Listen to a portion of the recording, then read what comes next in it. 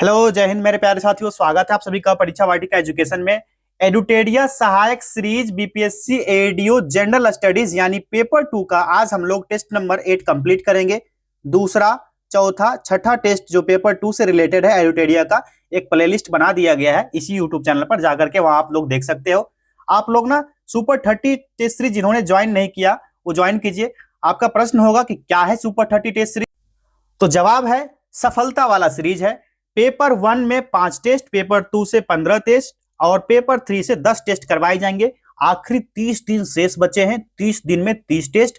और इसकी सबसे बड़ी खासियत यह है कि बीपीएससी के 42 इंपॉर्टेंट टॉपिक्स को इसमें इंक्लूड किया गया है। 42 इंपॉर्टेंट टॉपिक मतलब 42 प्रश्न फिक्स है। उसके बाद 20 प्रश्न साइंस और करंट अफेयर्स से होंगे। तो जाइए आप लोग जल्दी से नीचे दिए गए नंबर पर व्हाट्सएप कीजिए, कॉल कीजिए और अभी ज्वाइन कीजिए। ऑफर चल रहा है 199 का। चलिए आज का टेस्ट स्टार्ट करते हैं। अब सबसे पहले तो आप लोग सेशन को लाइक कर लीजिए। जो पहली बार जुड़ गए हो चैनल को सब्सक्राइब करके बेल आइकन को प्रेस कर लीजिए ताकि नए टेस्ट का नोटिफिकेशन सबसे पहले आपको मिल जाएगा। बहुत सारे बच्चों को ना पीडीएफ का भूख रहता है, पीडीएफ के भूखे रहते हैं।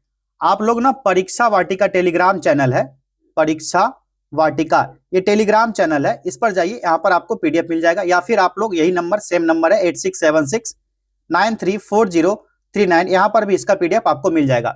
और अधिकतर बच्चे का ना बीएड को लेकर सवाल होता है कि बीएड करना है हमको और यूपी से बीएड ना 60,000 में हो जाएगा। दलालों के चक्कर में ना पड़े, ठीक है। आपको इसी नंबर पर कांटेक्ट करना है 8676934039, इसके बारे में भी आपको जानकारी मिल जाएगा। 60,000 में बीएड हो जाएगा, फिक्स है 60,000 मतलब 60,000, ना एक पैसा कम ना एक पैसा ज्यादा। चलिए आज का टेस्ट स्टार्ट करते हैं। यहाँ पर दो सूची दिया गया है, एक तरफ सूची 1 है, दूसरी तरफ सूची 2 दिया गया है। इसको मिलान करना है, आगे जाकर के फिर कूट को देखना है, कूट की सहायता से सही उत्तर चूज करना होगा। सबसे पहले देखते हैं सूची 1 में क्या दिया गया, सूची 2 में जो दिया गया इसको मिलान कर लेते हैं। विद्युत धारा का मात्रक किससे मापा जाता है? एम्पियर। इकाई ऐसा यूनिट क्या है? एम्पियर है। कार्य का क्या होगा? जूल हो जाएगा, कार्य का जूल। उष्मा का क्या होगा? कैलोरी हो जाएगा। विभवांतर का क्या होगा? वोल्ट। और शक्ति का वाट हो जाएगा। क्या हो गया? 4, 5, 1, 2 और 3। अब देखते हैं 4, 5, 1, 2 और 3 कौन से कूट में दिया गया है। 4, 5, 1, 2 और 3 भैया विकल्प डी इसका करेक्ट आंसर हो गया। चलिए अगला प्रश्न है, निम्न में से कौन सी मूल राशियां नहीं है? नहीं को कोड आउट कीजिए। इस प्रश्न का सही जवाब हो जाएगा विकल्प सी, आयतन। क्या होगा? आयतन। ऐसी भौतिक राशियां जो अन्य राशियों पर डिपेंडेंट नहीं होती है वे मूल राशियां कहलाती है। जैसे कि द्रव्यमान होगी, द्रव्यमान हो गया, ज्योति तीव्रता, विद्युत धारा हो जाएगा। और एक्स्ट्रा बात की जाए लंबाई और समय, ताप हो जाएगा और ज्योति, ज्योति लड़की नहीं, ज्योति मतलब ज्योति, तीव्रता और विद्युत धारा तो हो ही गया। तो ये सारे जो होंगे मूल राशियां होंगे। आयतन जो है ये मूल राशियां नहीं होंगी, ठीक है। ये व्युत्पन्न राशियां हैं। क्या? व्युत्पन्न राशि। क्या होगा? ये व्युत्पन्न राशि होगा। अब व्युत्पन्न राशियां क्या होती है? ऐसी भौतिक राशियां जो मूल राशियों पर डिपेंडेंट होती है और मूल राशियों की सहायता से व्युत्पन्न की जा सकती है, वो क्या कहलाती है? व्युत्पन्न राशि कहलाती है। व्युत्पन्न राशि एक तो आयतन हो गया, और भी बात की जाए तो क्षेत्रफल हो जाएगा, ये क्या होगा? व्युत्पन्न राशि। उसके बाद दाब हो जाएगा, क्या? दाब, घनत्व, ये सभी क्या हो जाएंगे? व्युत्पन्न राशियां हो जाएंगी, ठीक। चलिए नेक्स्ट क्वेश्चन देखते हैं। क्वेश्चन नंबर 3, निम्नलिखित में से कौन सा विकल्प सही सुमेलित है? इसमें से जो सही होगा उसको टिक करना है। राइट आंसर हो जाएगा पहला ही, चंद्रशेखर सीमा 2.765 इंटू 10⁻30 किलोग्राम। विकल्प ए सही होगा। एक प्रकाश वर्ष जो होता है कितना होता है? एक प्रकाश वर्ष इतना नहीं होता है, गलत दिया गया है। ये होता है 9.46 इंटू 10⁻15 मीटर। खगोलीय मात्रक कितना होता है? 1.496 इंटू 10⁻11 मीटर। पारसेक, एक पारसेक बराबर कितना होता है? 3.08 इंटू 10⁻16 मीटर। ये सही होगा। सही सुमेलित पूछ रहा था, चंद्रशेखर सीमा ये सही दिया गया था, तो पहला विकल्प सही हो गया, बाकी सारे गलत थे। सही क्या होगा? ये सारे इसके सही जवाब मिल गए आपको। अगला प्रश्न, सितार की डोरियों की गति निम्न में से किस प्रकार की गति है? ये हो जाएगी आवर्त गति। विकल्प बी सही होगा। जब कोई वस्तु सरल रेखा के अनुसार गति करती है तो उसे सरल रेखीय गति कहा जाता है। जैसे मान लीजिए अगर ट्रेन सीधी गति से चल रही है और गिरते हुए पत्थर की गति जो होगी क्या होगी? ये इस तरह से होगी, सरल रेखा के अनुसार होगा। और परेड में जो सिपाही के मार्च पास्ट की गति होती है ये सभी होंगे आवर्त गति के एग्जाम्पल हो जाएंगे। चलिए एक है वृत्तीय गति, इसको भी जान लेते हैं। यदि कोई वस्तु वृत्तीय पथ पर गति करती है, जैसे वृत्त है, इसी पथ पर गति करते रही है, कंटिन्यू कर रही है, जैसे कि सूर्य के चारों ओर क्या है, पृथ्वी चक्कर लगाता है, ये क्या है, वृत्तीय गति है। घड़ी की सुई की गति वृत्तीय चक्री है, ठीक। पंखे की पंखुड़ियां, जो पंखा गति करता है, आप लोग का सीलिंग फैन होगा अभी भी घर में, ऊपर देख सकते हो आप, ये क्या है, ये वृत्तीय गति का उदाहरण है। अगला प्रश्न है, जब कोई पिंड वृत्ताकार पथ पर घूमता है तो केंद्र से बाहर की ओर एक बल लगता है, उस बल को क्या कहते हैं? करेक्ट आंसर हो जाएगा ये अपकेंद्रीय बल कहलाता है, विकल्प ये होगा। और अपकेंद्रीय बल ना एक बाह्य बल होता है, एक छद्म बल होता है, जैसे दूध से मक्खन अलग करने की मशीन क्या है, अपकेंद्रीय बल का उदाहरण हो जाएगा। वॉशिंग मशीन क्या हो, कपड़ा को साफ कर देता है या उसके गंदगी को झाड़ के निकाल देता है, झाड़ना ही होगा उसमें, साफ करना, गंदगी को निकाल देता है, कपड़ा वैसे रहता है, गंदगी तो निकल गई, ये क्या अपकेंद्रीय बल का उदाहरण हो जाएगा। अगला प्रश्न है, निम्नलिखित कथनों पर विचार कीजिए। पहला स्टेटमेंट दिया गया यहाँ पर क्या कहा जा रहा है, आगे देख लेते हैं, सही है गलत, कूट की तरफ दौड़ना है, आपको पहले भी बताया था मैंने। प्रश्न पढ़ो, कूट की तरफ जाओ आप। कूट में कह रहा है कौन सा कथन सत्य है, ठीक है। यहाँ 4 कथन दिए गए हैं, चलिए उधर बढ़ेंगे बाद में, पहले उल्टा ही शुरू कर लेते हैं। चौथा स्टेटमेंट से ही पढ़ना स्टार्ट करते हैं, कैसे भी करना है, आंसर करना है।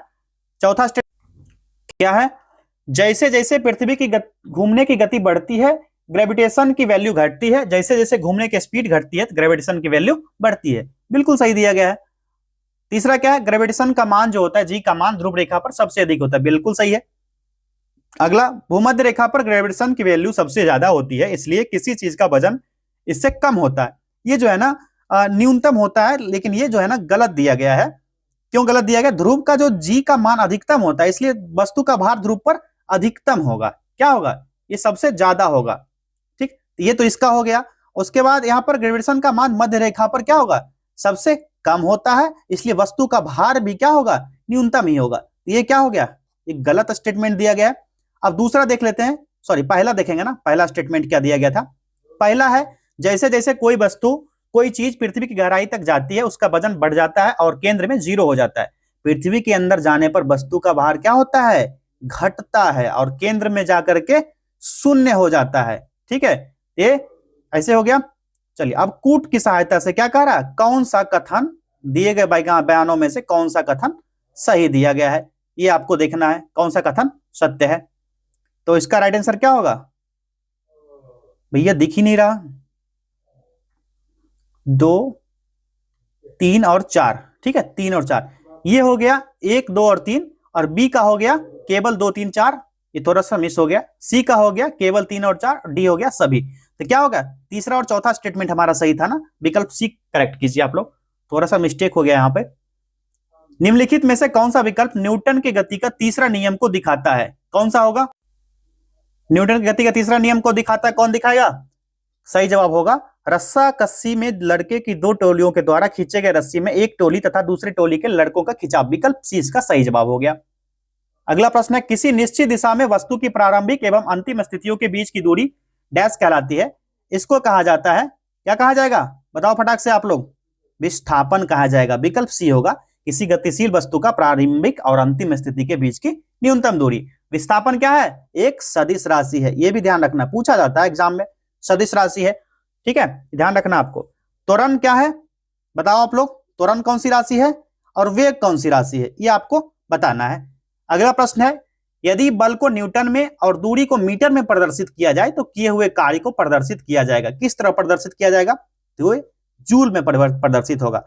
कार्य बराबर क्या होता है, बताओ आप लोग, बल गुना विस्थापन, ठीक, यहां तक समझ गए। और ये क्या होता है, न्यूटन इंटू मीटर, और न्यूटन मीटर या जूल होता है, ठीक है, तो ये क्या होगा, जूल में परिवर्तित हो जाएगा। अगला है, निम्न में से वह उपकरण जो ईंधन की रासायनिक ऊर्जा को सीधे विद्युत ऊर्जा में बदलता है, इसको क्या कहा जाता है, तो ये हो जाएगा गैल्वेनिक सेल, ईंधन सेल भी होना चाहिए, ए और बी दोनों होना चाहिए, ठीक है। जो गैल्वेनिक सेल होता है एक विद्युत रासायनिक सेल होता है जो रासायनिक ऊर्जा को विद्युत ऊर्जा में बदल देता है, जैसे कि डैनियल सेल, क्या चीज, डैनियल सेल, ये क्या हो जाएगा, ठीक, ये हो जाएगा। और ईंधन सेल क्या होगा, जो विद्युत संसायनिक सेल होता है जो ईंधन से प्राप्त रासायनिक ऊर्जा को सीधे विद्युत ऊर्जा में बदल, जैसे फास्फोरिक एसिड होता है, और ईंधन सेल, ठोस ऑक्साइड ईंधन, ये सभी होंगे ना, क्या होंगे, ईंधन सेल के एग्जाम्पल होंगे, दोनों हो जाएंगे यहाँ पर, रासायनिक ऊर्जा से विद्युत ऊर्जा में बदलता है, ये दोनों हो जाएंगे, ईंधन सेल और गैल्वेनिक सेल। अगला प्रश्न है, एक वस्तु का भार पृथ्वी की सतह पर मापने पर 100 mgn आता है, इसका भार चंद्रमा की सतह पर मापने पर कितना होगा? ये कितना होगा? 16.7 न्यूटन। ठीक है, चंद्रमा पर भार मापने के लिए क्या करते हैं, भार मून पर मापने के लिए 1/6 कर देते हैं गुना भार अर्थ का। ठीक है, किसका? अर्थ का भार। यहां पर क्या होगा, 1/6 गुने 100, ये कितना होगा, 16×6 = 96। ठीक, 0.67। ठीक है, तो 67 हुआ तो 7 मान लेते हैं, 6.7 न्यूटन। अगला प्रश्न देखिए, 50 डिग्री सेंटीग्रेड का मान फ़ारेनहाइट स्केल पर कितना होगा? बताओ आप लोग, कितना होगा? 122 डिग्री फ़ारेनहाइट। ठीक है, इसको मापने के लिए क्या करेंगे, एक फॉर्मूला है, आप सभी को पता होगा, centigrade minus 0/100 is equal to Fahrenheit minus 32/180। अब मान इसमें पुट कीजिए, देख लीजिए कितना मान होगा। 1 m किलोग्राम भार एवं ई कूलाम आवेश वाला इलेक्ट्रॉन स्थिर अवस्था में v वोल्ट के विभवांतर से गति करता है, तब उसकी अंतिम ऊर्जा जूल में होगी। जूल में क्या होगी उसकी अंतिम ऊर्जा? ईवी होगी, ईवी। ठीक है, और विद्युत ऊर्जा का सूत्र क्या होता है? U = क्या होता है? Q × PV। U क्या होता है? U होता है ऊर्जा, जो कि जूल में होता है। ठीक, Q क्या होगा? तो Q होगा, इसका आवेश होता है कूलम्ब में। ठीक, और V होगा क्या? विभवांतर। V होगा विभवांतर। क्लियर है? चलिए आगे बढ़े। निम्नलिखित नियमों पर विचार करें। ये 3 स्टेटमेंट है यहां पर, उपर्युक्त में से कौन सा नियम डाल्टन के परमाणु सिद्धांत की सफलतापूर्वक व्याख्या करता है? कूट की सहायता से यहां पर करेक्ट आंसर चूज करना है। पहला है रेडियो धर्मिता का नियम, ये तो नहीं होगा। ठीक है, रेडियो धर्मिता का नियम इसमें नहीं होगा, क्योंकि अस्थिर नाभिक स्वतः बिना किसी बाहरी प्रभाव के विखंडित होगा, तो विकिरण जो उसका विकिरण होगा वो उत्सर्जित करेगा, तो रेडियो धर्मिता का नियम तो इसमें शामिल नहीं ही होगा। ठीक है, दूसरा है अस्थिर संगठन का नियम। स्थिर संगठन का नियम क्या होता है?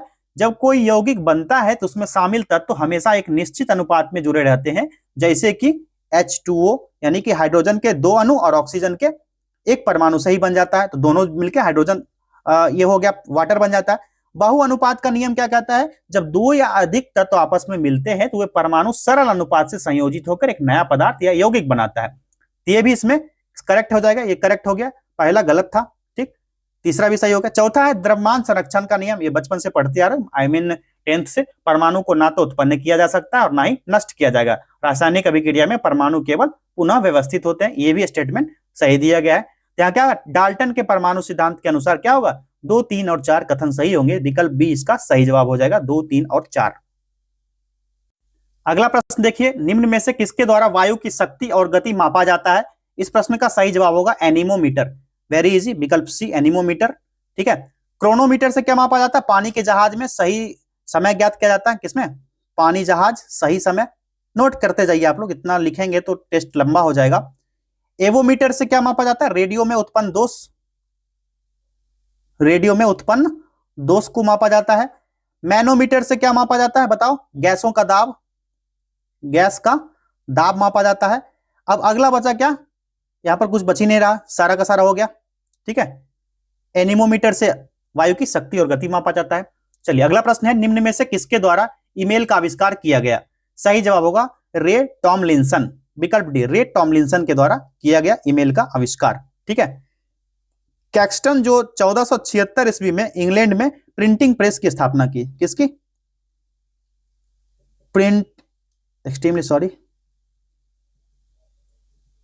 प्रिंटिंग प्रेस की स्थापना की गई कैक्सटन द्वारा। जॉर्ज वेस्टिंग हाउस के द्वारा क्या किया गया? इन्होंने एयर ब्रेकर का आविष्कार किया। एजी गार्डरिन के द्वारा पैरासूट का आविष्कार किया गया, एजी गार्डरिन के द्वारा। अगला प्रश्न, सूची 1 को सूची 2 के साथ सुमेलित कीजिए और नीचे दिए गए कूट का प्रयोग कर सही उत्तर चुनने कहा जा रहा है। एक तरफ सूची 1 सूची 2 दिया गया है, मिलान करना है इसको, आगे दिया गया होगा कूट की सहायता से सही आंसर इसका चूज करना है। पहले तो देख लेते हैं कौन सा इसका सही होना है, मिलान कीजिए इसको।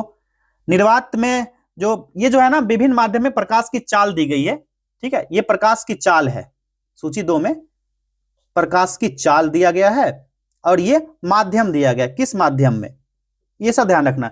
जल में प्रकाश, जल माध्यम में जो प्रकाश की चाल होगी क्या होगी, ये होगी 3 × 10⁸ मीटर सेकेंड, ठीक है, ये हो जाएगा पांचवा, है ना, लिखते चलते हैं, ठीक है, पांचवा। कांच में क्या होगा, कांच में 2 × 10⁸ मीटर पर सेकेंड, ये होगा तीसरा, ठीक है, ये तीसरा हो गया। चलिए ये हो गया, सॉरी जल का है ना, जल का 2 × 25 होगा ना, एक्सट्रीमली सॉरी, 2 × 25 × 10⁸, ये चौथा होगा ना। चलिए निर्वात में अब देख लेते हैं, निर्वात में क्या होगा, निर्वात में हो जाएगा 3 × 10⁸ मीटर सेकेंड, पांचवा।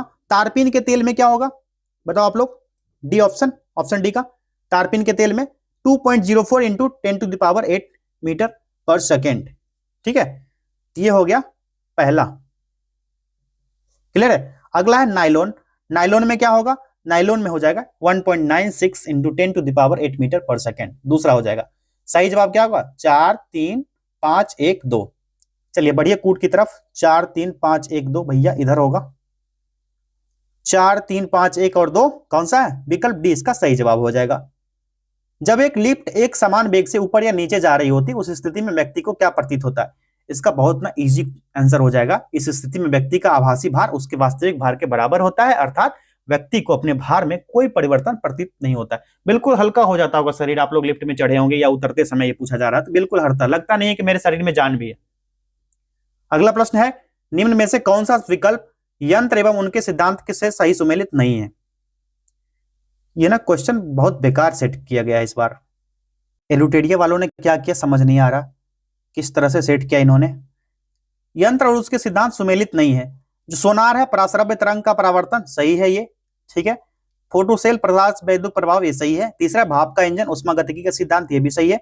चौथा है रॉकेट प्रक्षेपण, जो विद्युत चुंबकीय प्रेरण से, ये सही नहीं है। रॉकेट प्रक्षेपण जो है ये गलत दिया गया है यहां पर, क्योंकि न्यूटन का गति का तृतीय सिद्धांत है ये, ठीक है, न्यूटन का गति का थर्ड लॉ कहता है। यहां पर सुमेलित नहीं है पूछा जा रहा, तो ये सुमेलित नहीं था, इसीलिए विकल्प डी इसका सही जवाब हो जाएगा। क्लियर है सारी चीजें। बढ़ते आगे, क्वेश्चन नंबर 20 देखना आप। अब इसको ना थोड़ा जूम कर लेते हैं ताकि सही से दिख पाए आप लोग को।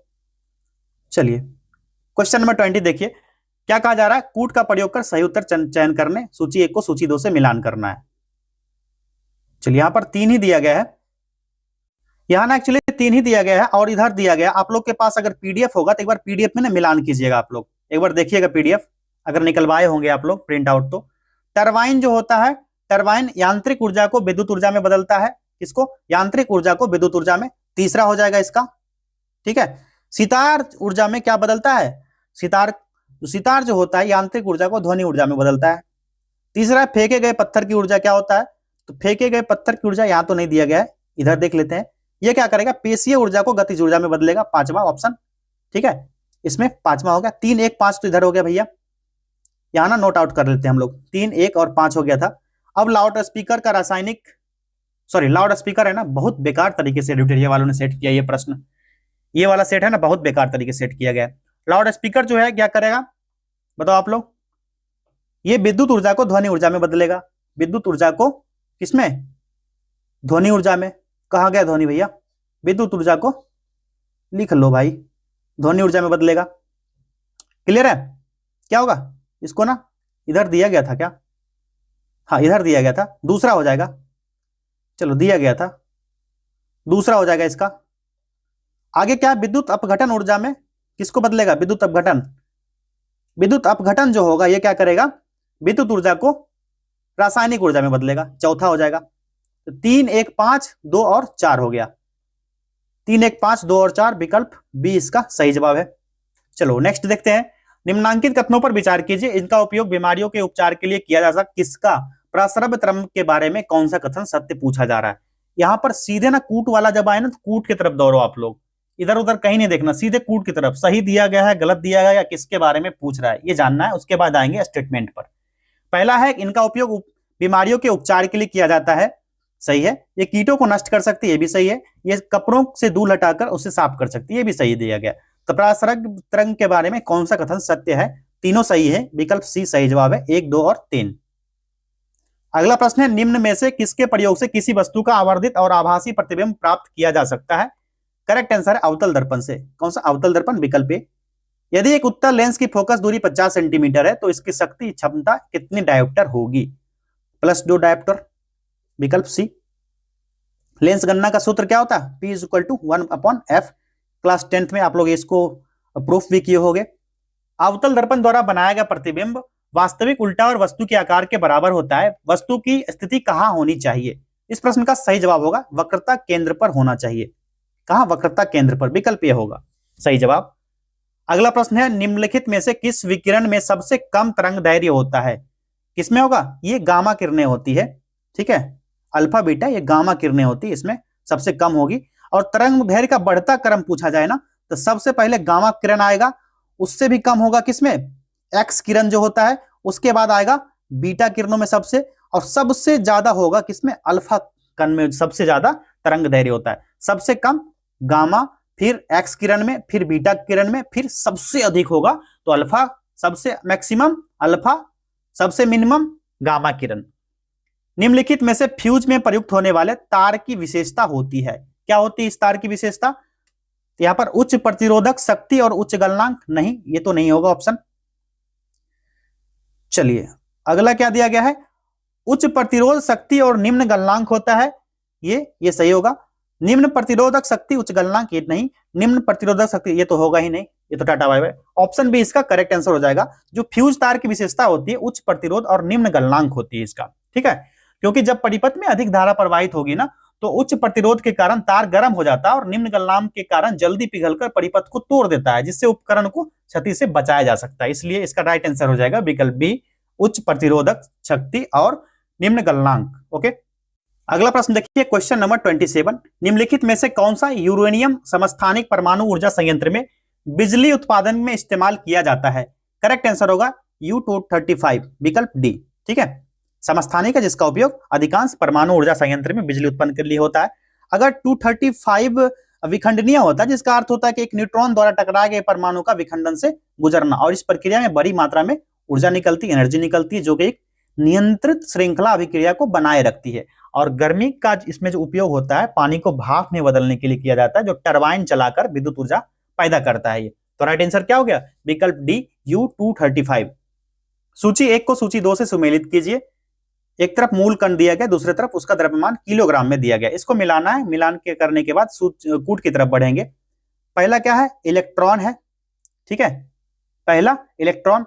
सबसे पहले तो एक चीज जान लेते हैं, इसकी खोज किसने की? बताओ। जे टी, मतलब जे थॉमसन। लिख ही देता हूं भैया, आप लोग ना कुछ वर्क नहीं करते हो।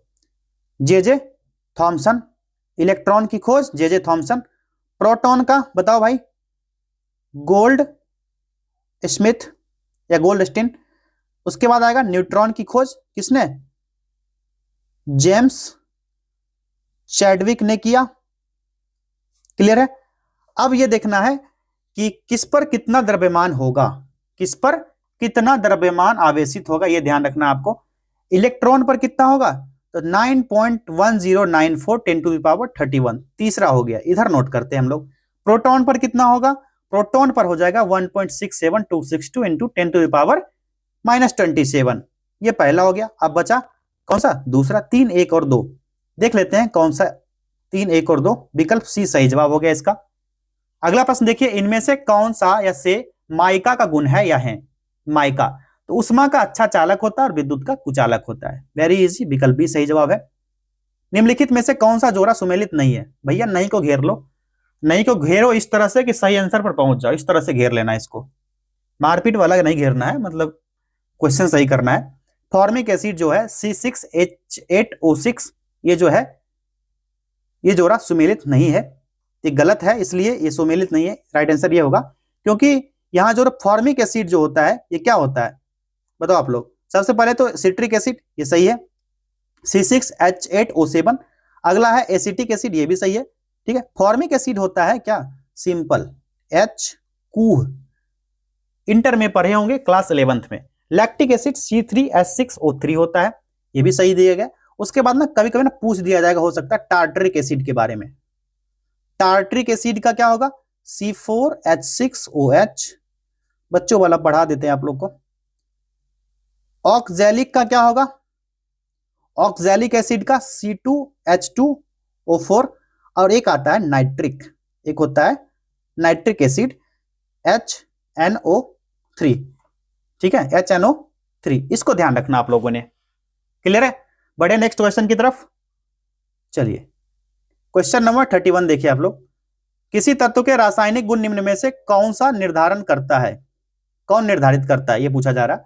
करेक्ट आंसर इसका हो जाएगा इलेक्ट्रॉनों की संख्या, विकल्प, वेरी इजी।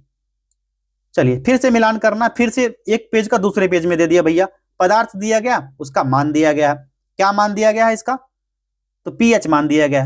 चलो अब ना देखेंगे नहीं आगे, ठीक है। शराब का पीएच मान कितना होता है? 2.8 के समथिंग होता है, आगे देख लेंगे बाद में, इतना ना मिलान नहीं करना है हम लोगों ने। शराब का 2.8 हो गया। चलो लाड़ का कितना होगा? लाड़ का हो जाता है 6.5 से लेकर के 7.5 के बीच होता है, ठीक। सिरका का कितना होता है बताओ आप लोग? 2.4 होता है। मूत्र का कितना होता है? जो यूरिन होता है उसका 6 होता है। और नींबू का क्या हो जाएगा? नींबू का 2.2 होता है, लिख देते हैं। और नेक्स्ट दूध का क्या होगा? 6.4 हो जाता है। रक्त का भी पूछा जाता है 7.4। समुद्री जल का भी पूछा जाता है अक्सर एग्जाम में, समुद्री जल, समुद्री जल का 8.4 होता है, ठीक है। मिलान नहीं करना इसको, जो भी था सही लिख दिया मैंने। आगे देखते हैं, निम्नलिखित में से कौन सा रासायनिक परिवर्तन का उदाहरण है? बताओ आप लोग, इसमें से कौन सा रासायनिक परिवर्तन का उदाहरण होगा? ये हो जाएगा गीली हुई मिट्टी को सूखना, ये नहीं होगा। ये भी नहीं। पानी में चीनी घुलना, ये भी नहीं होगा। सब्जियों के पकाने पर उनका मुलायम हो जाना, ये रासायनिक परिवर्तन होगा तभी तो उसका मुलायम हो जाना। जैसे कि फल को भी पकाना, कार्बेट का इस्तेमाल करते हैं हम लोग, तो सब्जियों को पकाने के लिए उनका मुलायम हो जाना, कार्बनिक एसिड का यूज करते हैं, कार्बनिक यौगिक का यूज करते हैं, तभी तो ये होता है ना। चलो अगला प्रश्न है, भूपर्पटी में प्रतिशत मात्रा में पाए जाने वाले तत्व क्रमशः अवरोही क्रम में कौन सा विकल्प सही? अवरोही क्रम में पूछा जा रहा है। ये 4 विकल्प यहां पर दिए गए हैं, ठीक है। देखिए अवरोही क्रम में कौन सा होगा इसमें से, बताओ आप लोग। सबसे पहले तो देखते हैं क्या क्या है इसमें। सिलिकॉन, एल्युमिनियम, ऑक्सीजन, आयरन है, यही 3-4 है ना। तो ना पहला ही विकल्प से देखते हैं। पहला विकल्प से सिलिकॉन कितना होता है? 27.7% होता है। एल्युमिनियम कितना होता है? 8.1%। ऑक्सीजन का मात्रा क्या होगा? ऑक्सीजन 46.6%, ठीक। और आयरन का मात्रा कितना होगा? 5% होता है। तब अवरोही क्रम में पूछा जा रहा, सबसे पहले क्या होगा? सबसे अधिक वाला। तो सबसे पहले अधिक वाला कौन सा? 46.6% के साथ ऑक्सीजन है, तो ये वाला ऑप्शन तो नहीं है हुआ, काहे कि सिलिकॉन से शुरू है, ये भी नहीं हुआ। ऑक्सीजन नहीं इसमें। ऑक्सीजन से बचता है ऑप्शन सी, आयरन भी इसमें भी नहीं होगा। ऑप्शन सी बचता है, ऑक्सीजन 46.6%। उसके बाद दूसरे स्थान पर आ जाएगा सिलिकॉन, ठीक है, 27.7%, सही है बिल्कुल। उसके बाद एल्युमिनियम आ जाएगा 8.1%। उसके बाद आ जाएगा आयरन 5%। विकल्प सी इसका करेक्ट आंसर हो जाएगा, ठीक है। इस तरह से ना सटीकता के साथ आपको आंसर करके आना है, छोड़ना नहीं है प्रश्न को, और थोड़ा सा टाइम दे करके ना सही क्वेश्चन करके आना है। अगला प्रश्न देखिए, परमाणु का क्रम संख्या 29 निम्न में से किस ब्लॉक से संबंधित है? इस प्रश्न का सही जवाब हो जाएगा, क्या होगा बताओ आप लोग। करेक्ट आंसर इसका हो गया विकल्प सी, डी ब्लॉक। निम्न में से कौन सा हैलोजन तत्वों की अभिक्रियाशीलता का अवरोही क्रम में है? अवरोही क्रम में पूछा जा रहा है, इसमें से कौन सा होगा? तो फ्लोरीन, आयोडीन तो नहीं है होगा, काहे कि इसमें फ्लोरीन नहीं है लेकिन पहले नहीं है। इसमें जो है, चलिए फ्लोरीन, क्लोरीन, ब्रोमीन, आयोडीन, एस्टेटीन, ठीक है। एक ना फॉर्मूला पढ़े होगे आप लोग, 10th में ना अक्सर टीचर पढ़ाते थे। कुछ ऐसा था फॉर्मूला, मुझे भी रिमेंबर नहीं कर पा रहा हूं। इस तरह के बहुत सारे फॉर्मूला अलग अलग टीचर ना हम लोग को भी बताते थे। अगला प्रश्न है, निकेल 50 to 60%, क्रोमियम 20%, आयरन 20-25% के मिश्रण के निम्न में से किस मिश्र धातु का निर्माण किया जा सकता है? करेक्ट आंसर होगा नाइक्रोम, वेरी इजी। निम्नलिखित उपधातुओं पर विचार करें, कौन सा उपधातु है इसमें से? देखिए बताइए कौन सा होगा। तो उपधातु, ये तो धातु हो गया, बोरॉन हो जाएगा, सिलिकॉन हो जाएगा, जर्मेनियम, पोलोनियम हो जाएगा, ब्रोमीन नहीं होगा, एल्युमिनियम नहीं होगा, धातु है, ठीक है। 2, 3, 4, 5, 2, 3, 4 और 5 किधर गए भैया? 2, 3, 4 और 5, 2, 3, 4 और 5, विकल्प बी इसका सही जवाब है। किसी आवर्त में बाएं से दाएं जाने पर परमाणु के आकार पर क्या प्रभाव पड़ेगा? बताओ आप लोग, क्या प्रभाव, इस पे क्या इफेक्ट होगा? ये घटता है। विकल्प ए सही जवाब होगा इसका। चलिए सूची 1 को सूची 2 से मिलान करना है, उसके बाद कूट की तरफ बढ़ेंगे। आर्सेनिक 74, इसको मिलाइए। आर्सेनिक 74 ट्यूमर की जांच में यूज किया जाता है इसको। किसमें? ट्यूमर जांच में। ये ड्यूटेरिया वालों ने क्या किया है, इधर इधर कर दिया है, इसको ट्यूमर जांच में किया जाता है। चौथा इसको मान लीजिए, क्या होगा? चौथा हो गया। अगला है आयोडीन 131, ये होता है थायराइड ग्रंथि की जांच में किया जाता है, इसका तीसरा हो गया। 4-3 हो गया। कोबाल्ट 60 का यूज होता है कैंसर के उपचार में, कैंसर का उपचार दिया गया ना, 5वां दिया गया। चलिए 4-3-5 हो गया इधर, इसको नोट आउट कर लीजिए, 4, 3 और 5। अगला कार्बन 14, पौधों में उर्वरक के प्रभाव की जांच करने के लिए यूज होता है इसका, पौधों में उर्वरक, दूसरा हो गया। चलिए दूसरा हो गया। 4, 3, 5 और 2। फिर है फॉस्फोरस 32, अस्थि रोग के उपचार में यूज होता है इसका, ठीक है, अस्थि रोग पहला हो गया। चलिए 4, 3, 5, 2 और 1। चलो भैया कूट देख लो, 4, 3, 5, 1 और 2 कौन सा हो गया? 4, 3, 5, 2 और 1, विकल्प डी सही जवाब हो गया इसका। अगला प्रश्न देखिए, निम्न में से नमक किससे बनता है? नमक मजबूत अम्ल है और मजबूत क्षार से बनता है, विकल्प सी होगा। क्या? NaOH plus HCl, NaCl plus H2O, ठीक है, ये क्षार होता है, प्लस अम्ल मिलके क्या बनाता है? ये नमक बनाता है। ये ध्यान रखना फॉर्मूला आपको। कार्बन मोनोऑक्साइड CO से प्रदूषित वायु से सांस लेना खतरनाक है, क्योंकि कार्बन मोनोऑक्साइड हीमोग्लोबिन के साथ संयोजन करता है। पहला ही विकल्प सही आंसर हो जाएगा इसका। अगला प्रश्न है, निम्न में से किसके द्वारा पेट्रोल की गुणवत्ता व्यक्त किया जाता है? करेक्ट आंसर होगा ऑक्टेन संख्या द्वारा, ऑक्टेन संख्या द्वारा, विकल्प सी। टेस्ट लंबा हो जाएगा, थोड़ा सा जल्दी खींचते हैं आप। चलिए, शुष्क HCl गैस शुष्क लिटमस पत्र का रंग क्यों नहीं बदलता है? क्यों नहीं बदलेगा? क्योंकि सूखी HCl गैस की उपस्थिति में नीला लिटमस सूखा हो जाता नहीं, क्योंकि कोई H3O आयन मौजूद नहीं होंगे, लिटमस केवल H3O आयन की उपस्थिति में रंग बदलता है ना। अगला देखिए क्या होगा, क्योंकि HCl गैस निर्जलीकरण एजेंट के रूप में ना। ये सारे के सारे इसमें ना कोई भी सही नहीं दिख रहे हैं हमको, और डी ऑप्शन उपरोक्त में सभी है। एक बार फिर से ना चेक किया जाए, रीचेक करते हैं, इसको रीचेक किया जाए। सूखी HCl ये नहीं होगा, क्योंकि H3O आयन मौजूद नहीं होंगे, लिटमस केवल H3O प्लस आयन की उपस्थिति में रंग, ये तो दिया गया था ना, इसी को नोट आउट नहीं किया, ये सही होगा, ठीक है। विकल्प बी, वही तो दिख रहा था कि आंसर होगा क्या, विकल्प बी इसका करेक्ट आंसर हो जाएगा। और HCl के द्रव्य विलयन में ना H3O प्लस आयन होता है, जिससे यह लाल लिटमस पेपर को लाल कर देता है, ठीक है। ये क्या होता है? नीला से लाल हो जाता है, इसी के वजह से। चलिए अगला प्रश्न देखा जाए, निम्न में से किस नियम के अनुसार समान ताप और दाब पर गैसों के निश्चित आयतन में अणुओं की संख्या समान होती है? तो किसके कारण होगा? ये एवोगाड्रो का नियम होता है, एवोगाड्रो का नियम होता है, एवोगाड्रो नियम।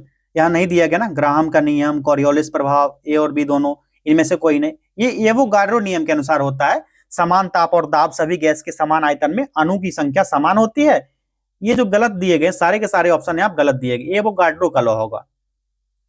चलिए सूची 1 को सूची 2 से सुमेलित कीजिए। एक तरफ रंग दिया गया, उसका संयोजन दिया गया, इसको मिलान करना है हम लोगों ने। चलिए सियान, इसका रंग क्या होता है? हरा और लाल होता है। चलिए म्रोव का क्या होता है? म्रोव का रंग होता है नीला, हरा और सफेद होता है। कैसा? नीला, हरा और सफेद, ठीक है, दूसरा ही हो गया इसका। मैजेंटा लाल और नीला पहला, और टील रंग होता है नीला, लाल और सफेद होता है। तो क्या निकल के आया? ये तीसरा, चौथा, पहला और दूसरा। चल भैया देख लो, तीसरा, चौथा, पहला और दूसरा, विकल्प डी सही जवाब हो गया। बोरेक्स निम्न में से किस धातु का अयस्क है? करेक्ट आंसर इसका हो जाएगा सोडियम का, विकल्प बी। पुलिस द्वारा नशे में गाड़ी चलाने पर सांस की जांच के लिए फिल्टर पेपर का क्या होता है? बिहार में क्या है? दारू बंद है, शराब बंद है, शराबबंदी में इसी का यूज किया जाता है। इसमें ना फिल्टर पेपर जो होता है उसमें यूज किया जाता है पोटेशियम डाइक्रोमेट यानी सल्फ्यूरिक एसिड का यूज होता है, पोटेशियम डाइक्रोमेट, विकल्प सी करेक्ट आंसर है।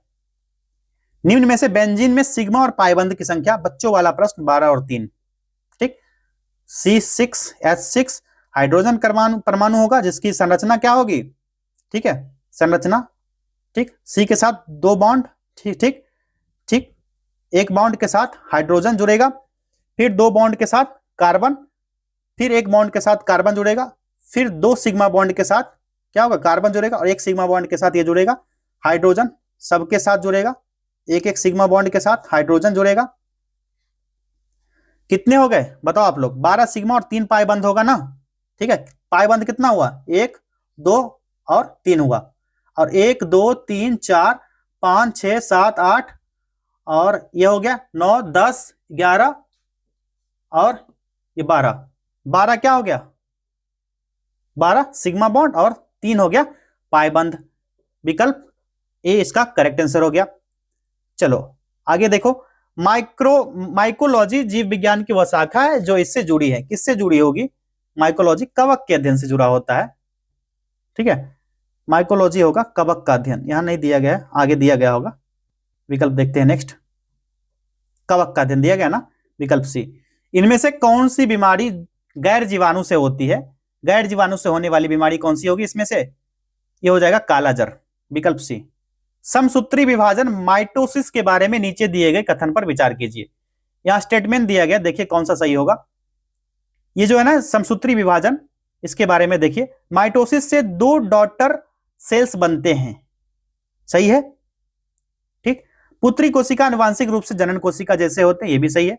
समसूत्री विभाजन केवल जनन कोशिका में होता है, सही दिया गया है।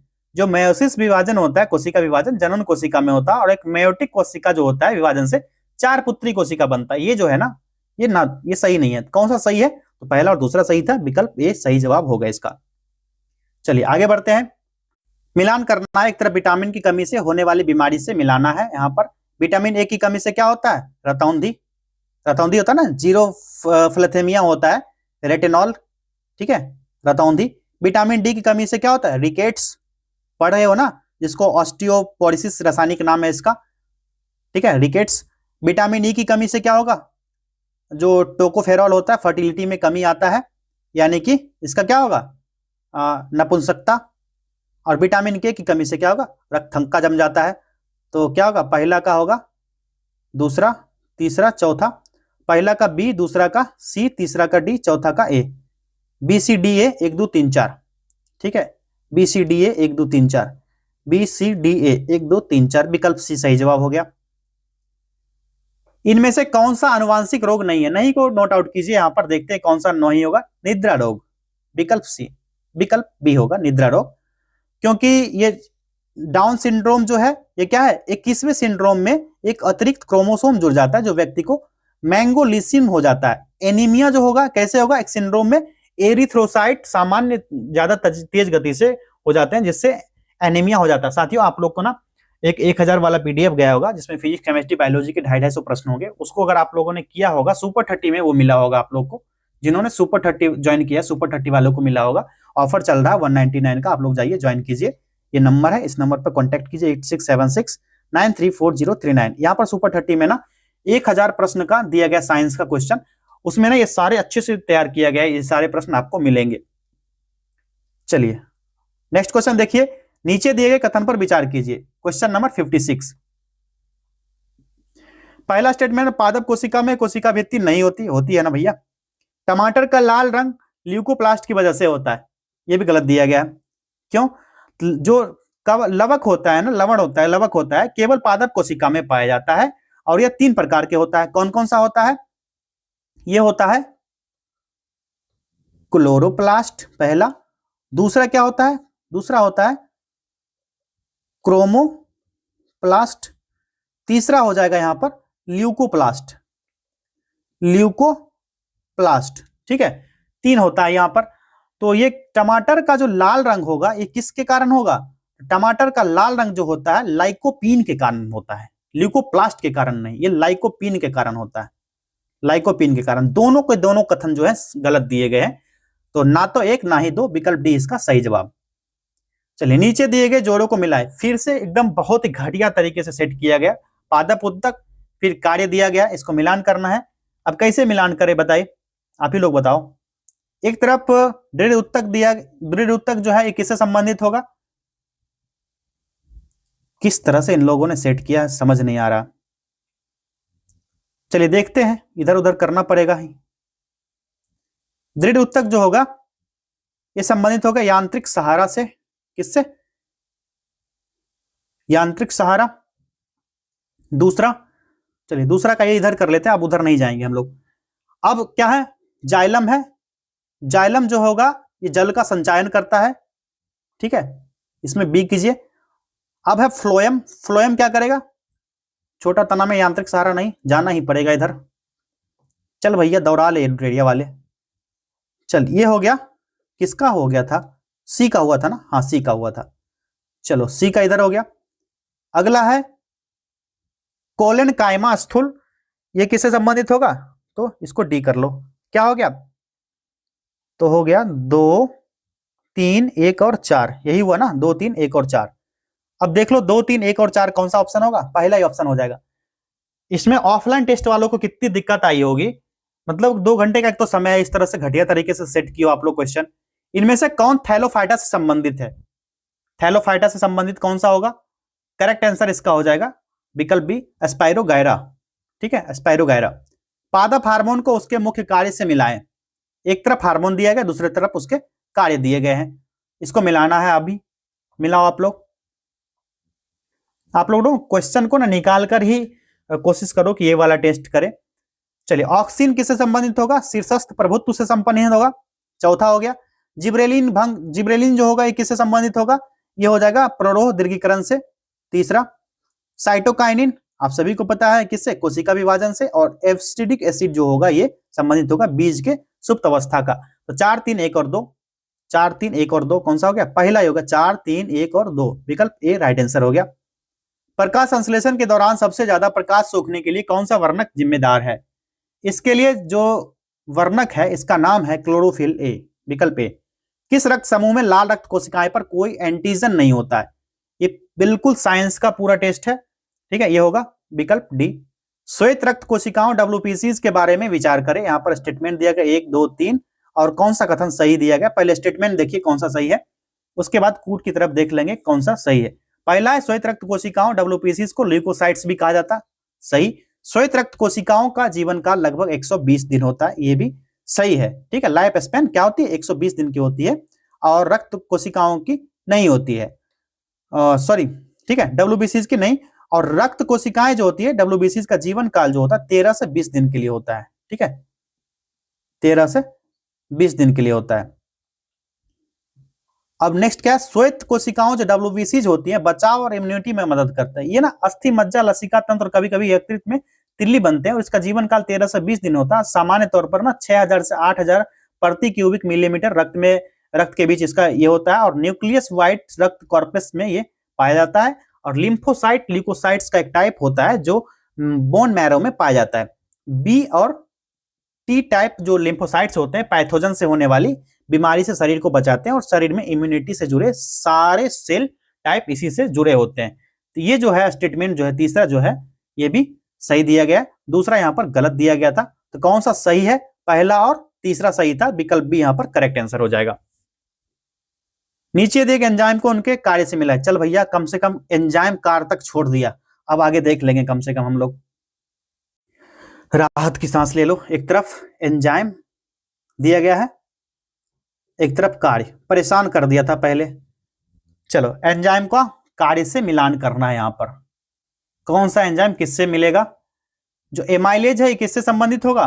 बताओ आप लोग। एमाइलेज स्टार्च से संबंधित होगा, स्टार्च का पाचन। पेप्सिन किससे संबंधित होगा? पेप्सिन बताओ आप लोग। पेप्सिन संबंधित होगा ये प्रोटीन के पाचन से, ठीक।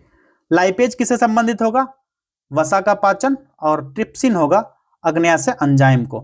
3, 1, 2 और 4, 3, 1, 2 और 4 भैया मिला लो। 3, 1, 2 और 4 पहला ही विकल्प सही होगा। चलिए क्वेश्चन नंबर 64 देखिए।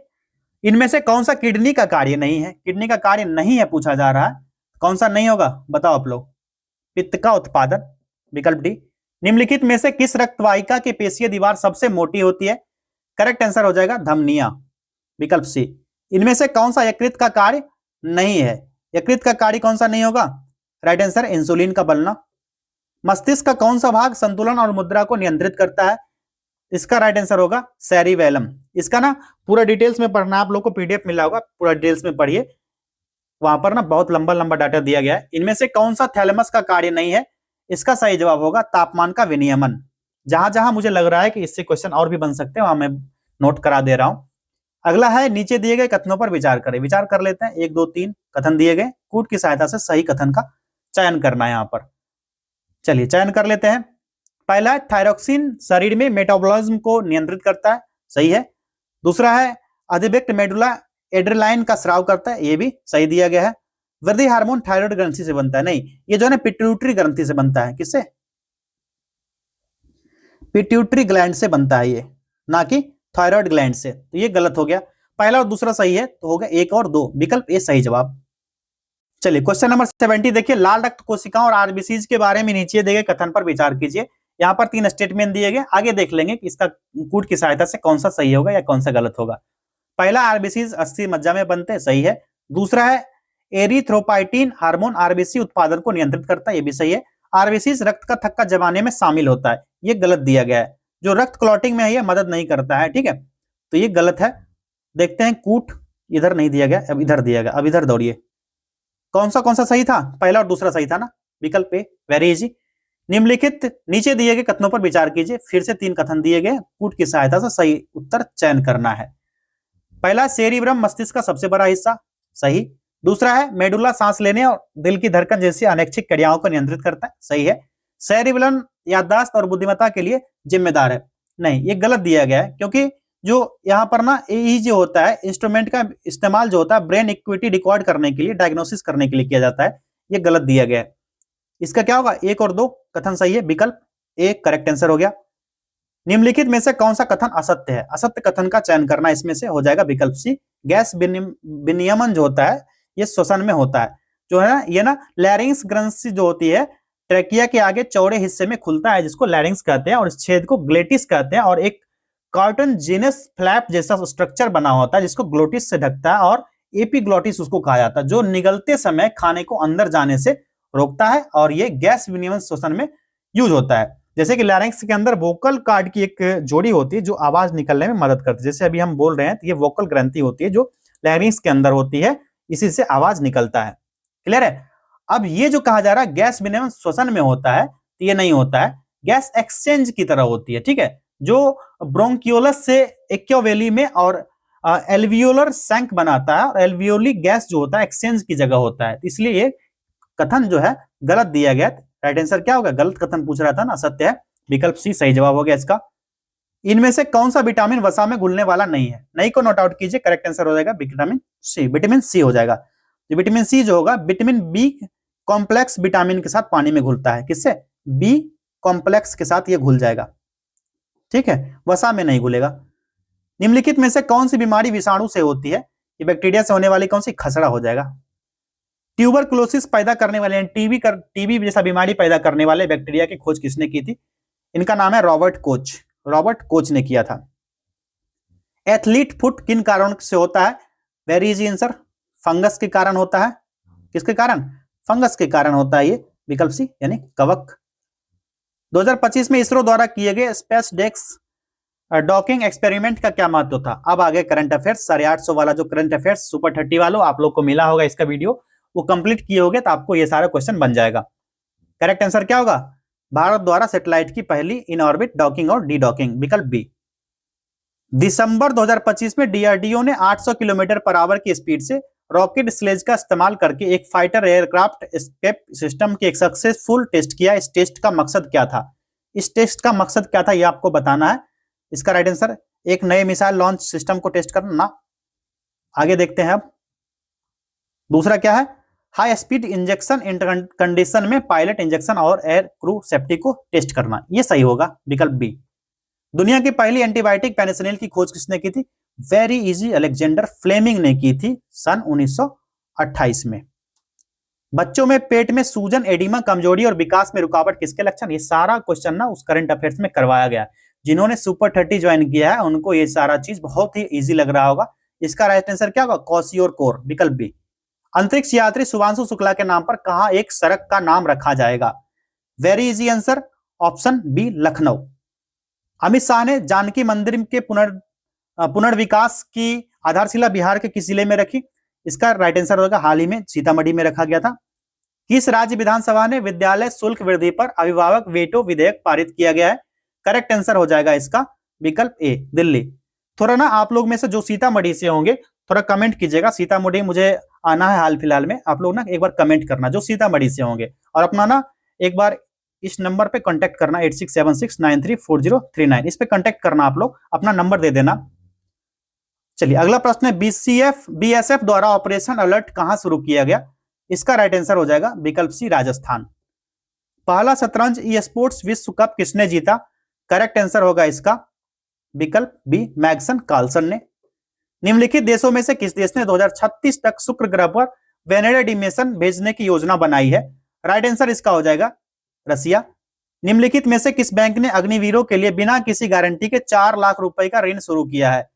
वेरी इजी आंसर, ऑप्शन कौन सा? बी, एसबीआई ने शुरू किया है। 4 लाख का ऋण देगा बिना किसी गारंटी के, कोलैटरल फ्री है और इस पर कोई प्रोसेसिंग फी भी नहीं लगेगा। और योजना जो है एसबीआई में वेतन खाता यानी सैलरी अकाउंट रखने वाले अग्निवीरों के लिए, जिनका 4 साल का कार्यकाल रखा गया था सरकार के द्वारा, विवाद भी चला था इस पे। अगला प्रश्न है, भारत का पहला पूर्ण डिजिटल साक्षर राज्य कौन सा है?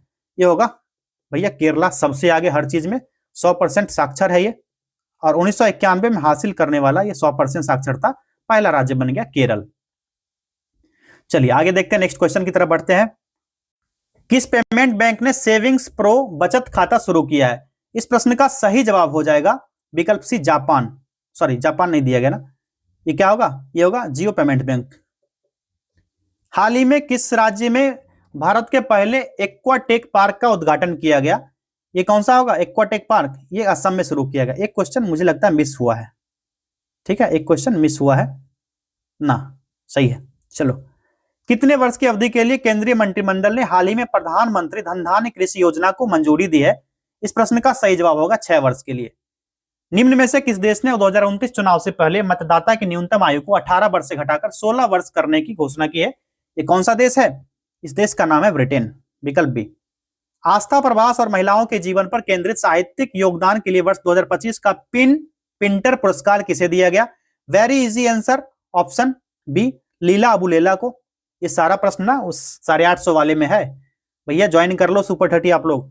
हाल ही में world championship of magic 2025 award जीतने वाली पहली भारतीय कौन बनी है? तो करेक्ट आंसर इसका हो जाएगा सुनहानी शाह, विकल्प डी। अगला प्रश्न, किस राज्य का बालोद जिला भारत का पहला बाल विवाह मुक्त जिला बना है? ये कौन से राज्य में है? छत्तीसगढ़ का है, विकल्प डी करेक्ट आंसर है इसका। हाल ही में किस देश ने कृत्रिम बुद्धिमत्ता, मनोरंजन, आयोजन और पर्यटन के विशेषज्ञों को आकर्षित करने के लिए 4 नई वीजा श्रेणियां शुरू किया है? इस प्रश्न का सही जवाब हो जाएगा कौन सा? विकल्प सी, संयुक्त अरब अमीरात। अगला प्रश्न, 7 जुलाई 2025 को जेनिफर गेल रिंग्स साइमंस किस देश की पहली महिला राष्ट्रपति बनी है? Very easy answer, option A, Suriname की। आखिरी प्रश्न अब देखते हैं, ये रहा आपके स्क्रीन पर, बिल्कुल केबीसी की तरह। 17 जुलाई 2025 को भारत ने पृथ्वी 2 और अग्नि 1 बैलिस्टिक मिसाइल का सफल परीक्षण कहां किया है? इस प्रश्न का सही जवाब क्या होगा? चांदीपुर ओडिशा में हुआ था 17 जुलाई 2025 को। सारे 100 प्रश्न हम लोगों ने कर लिया। अब आप लोग को क्या करना है? सबसे पहले जाना है सुपर 30 ज्वाइन करना है।